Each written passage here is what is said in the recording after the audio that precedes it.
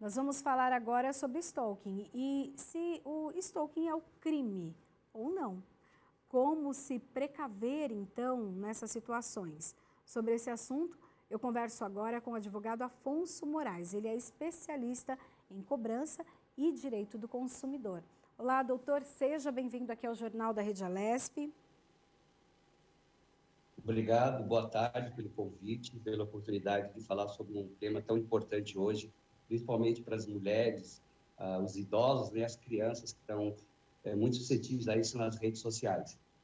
Explica um pouquinho para a gente, então, o que é, o que contempla e de como a gente consegue identificar, né? O stalking, ele é do termo inglês, perseguir alguém de forma persistente e contumaz. Ele acontece quando uma pessoa cria obsessão por outra, passa a persegui-la presencialmente ou online, somente pela internet, ou mesmo também dentro do condomínio acontece perseguição de um condomínio para outro, até de síndicos, né? E essa insistência em cobrança, essa perseguição, essa obsessão, né? E hoje era a contravenção, e a partir de 31 de março foi criada a Lei 14.132, que transformou ela em crime, então, com reclusão, ou seja, detenção, 6 meses a 2 anos, agravada em 50% da pena, ou seja, pode chegar a 3 anos, para quando é cometido contra mulheres, crianças ou idosos. Pois então, dessa lei, da aprovação dessa lei, o número de denúncias aumentou? Sim, em maio nós tivemos registrados 686 boletins de ocorrência com relação ao stalking, sendo desses que 50% foram praticados contra mulheres e o meio o mais usado foi a internet.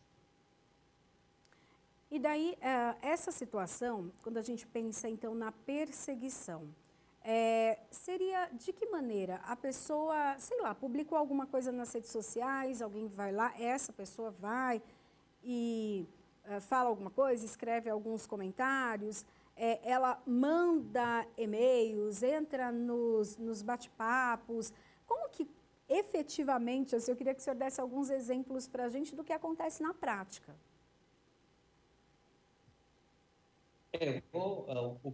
Ela tenta, no começo, ela entra em contato com a pessoa, porque ela admira a pessoa, ou faz uma amizade com a pessoa, e aí, chega em determinado momento, por essa obsessão, ela acaba, digamos, fazendo opressão contra a pessoa, perseguindo, mandando mensagem, entra, às vezes, na parte íntima da pessoa, confunde uma amizade com um namoro. Tá? A gente pode dar um exemplo aí do caso da Ana Hickman, né? A Ana Hickman foi vítima disso por um fã, deu uma repercussão nacional, o caso dela, né? Da Ana Hickman, né? Mas tem também outro tipo de perseguição. Tem a perseguição quando a pessoa rompe um relacionamento, né? Passa a perseguir a pessoa, ir no trabalho fazer escândalo, ir na escola, na faculdade, ir no prédio dela, né? Essa lei, ela vai ajudar muito, porque antigamente, sempre perseguição sempre teve, né? Já foi tema até de filmes famosos, né? Mas para você antigamente punir esse opressor, esse stalker, né? Você precisava juntar vários artigos de lei, como ameaça, danos, injúria. Hoje não, hoje tem a lei que já ela prevê as variações do tipo de opressão. Eu tive um caso há muitos anos atrás, né, que me deu muito trabalho, porque um caso, a pessoa rompeu um relacionamento de um namoro e esse opressor passou a perseguir ele na empresa da pessoa, queria falar com o expediente, chamava ela, ia na faculdade, perseguiu o carro dela, chegou até a bater no carro dela. Então, foram vários delitos, né? E cada vez formava um boletim de ocorrência, né? De agressão, de ameaça, né?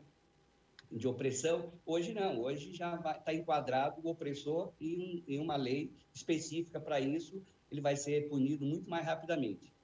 O senhor acha que isso pode até ajudar a inibir casos de feminicídio? Porque, de uma certa maneira, começam assim, né? Perseguições, não permitir que a pessoa tenha outros contatos, cercar a pessoa, né? Tem tudo a ver com a Lei Maria da Penha, né? Começa na lei do stalking e vai para a Maria da Penha. Começa o opressor começa a oprimir a pessoa, a humilhar, a traumatizá-la psicologicamente, e às vezes vai para as vias de fato mesmo, de uma agressão ou até de um feminicídio, né? Até de um crime, né? Mas é exatamente isso, né? Essa lei veio ajudar, talvez, a proteger as mulheres, porque se o opressor, o stalking, for preso antes, for condenado antes, for tirado de circulação antes, talvez não chegue a virar um crime da Lei Maria da Penha, né? Eu acho que a lei é muito boa, tem que ser aplicada, né? E as pessoas têm que também tomar cuidado quando denunciar. O mínimo que pode fazer é denunciar. Doutor, quando vai fazer uma denúncia, né, quando vai se registrar um boletim de ocorrência, sempre se pede provas.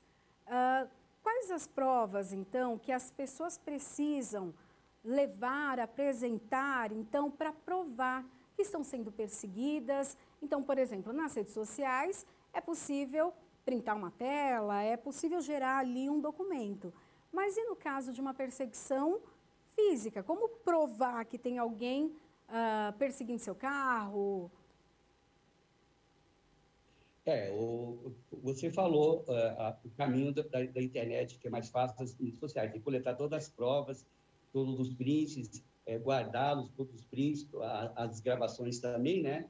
E avise, quando você estiver sofrendo esse tipo de problema, né? Avisa os parentes, amigos, a família, né? Quem sabe eles conseguem ver, né? Seria uma prova testemunhal, né? E tente fotografar o agressor, tente gravar o agressor, né? E sempre procure, eu acho que nesse caso, é um caso delicado, né? Como foi nesse caso que eu contei da minha cliente, procure um advogado para ter uma orientação, para poder colher uma prova que depois consiga ajudar a condenar essa pessoa, né? E quando for na rede social, depois de coletar as provas, seria interessante, para acabar a agressão psicológica, bloquear o stalking em todas as redes sociais, né?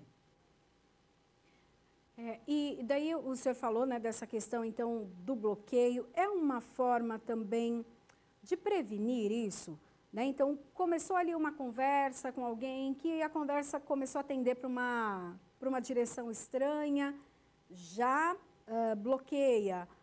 Ou tem até como evitar, né? Porque assim, a gente recebe os pedidos, né, de quem, você quer que essa pessoa seja sua amiga? Você clica ou não. Tem isso também, acabar filtrando um pouco essa informação e essas pessoas?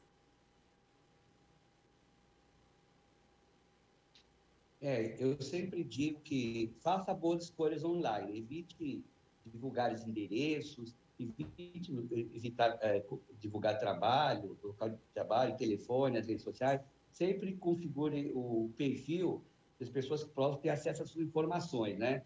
Eu acho que tem que escolher, e assim que a pessoa começou, você vê que a pessoa estava agindo de uma maneira, de repente ela começa a agir de uma outra maneira, né? Deve bloquear ela, cortar de uma vez por todas o acesso dela, né?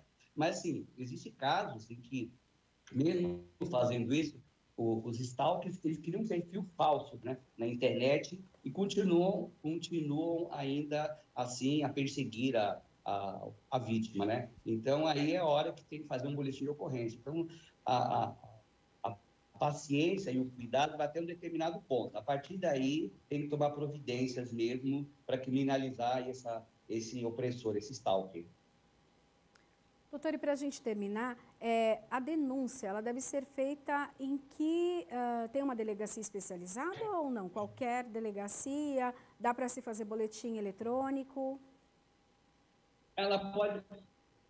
Ela pode fazer um boletim eletrônico, né? Tem uma delegacia especializada em crimes digitais, né? Mas ela pode fazer pela internet um BO eletrônico.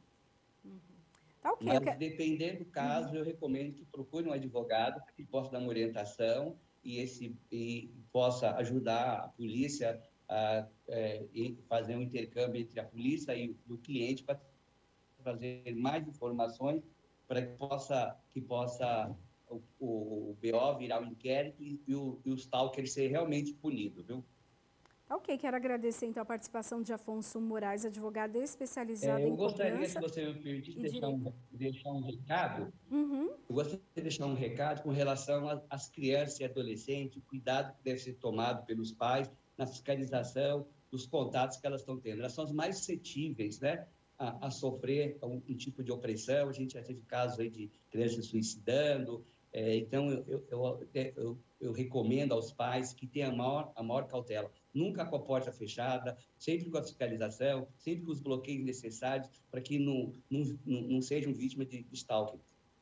É verdade, um alerta muito importante mesmo que o senhor traz, né? As crianças, adolescentes, que muitas vezes ficam até acuadas, né? Quando são ameaçadas, não contam para os pais e a situação pode ser muito grave. Agradeço, então, ótimo dia para o senhor. Obrigado, boa tarde para você também. Obrigado. Obrigada.